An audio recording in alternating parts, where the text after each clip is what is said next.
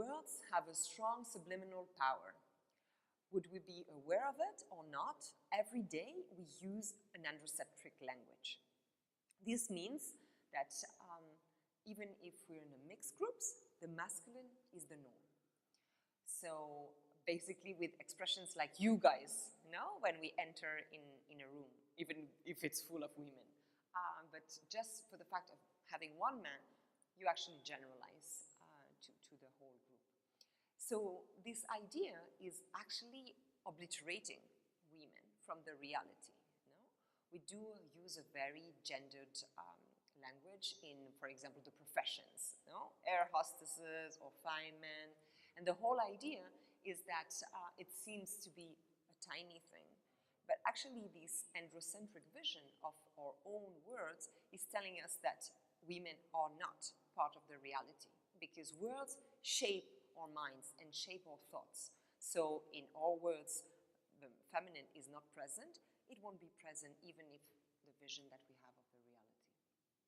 And this seems to be only the tip of the iceberg, but that's actually the basement.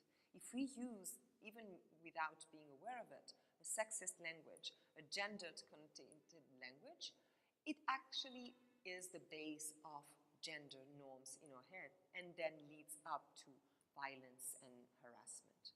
So this is very important. And this is a daily activity. Just think about expressions like, oh, come on, don't do this like a girl, or man up, grow a pair. All these expressions that basically, again, without being aware of it, we just have this idea that being a girl is something that is associated with weakness, and being a man has to be associated with strength. So what are we telling? What are we telling our girls? What are we telling our boys in our everyday language? What are we listening to when we go for a run, when we listen to the last song on the radio? We have so many hit songs which have really cool rhythm, and basically we don't even listen to the words and the lyrics, We listen to Sexy Bitch, every day, and we're like, yes, I don't know how to qualify that girl without being disrespectful, and we just sing this without being aware of it. Or Blurred Lines, I Know You Want It, right? Which actually has in the song a part which is saying, I've got something so big for you that I'm gonna tear your ass into. Just saying. And we just listen to this every day while we're driving. No. So what does this mean? Just imagine the impact of these sexist talks and lyrics every day on our self-esteem as women.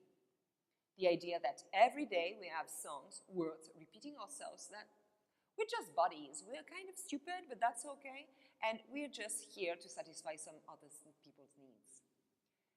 So we really do have to mind about our words and our language much more, because words matter. They shape our world again. So be mindful about the words you use. Try to ban some expressions from your language, to be like, okay, I won't say man up anymore to my friends. I will be much more mindful to them when they actually express their emotions. Or try to check the project Name It, Change It, where you can have the reversibility chart, for example, talking to you about the adjectives that you would say to men, and see, would you say them to women, and vice versa. So to see if actually you can exchange the language.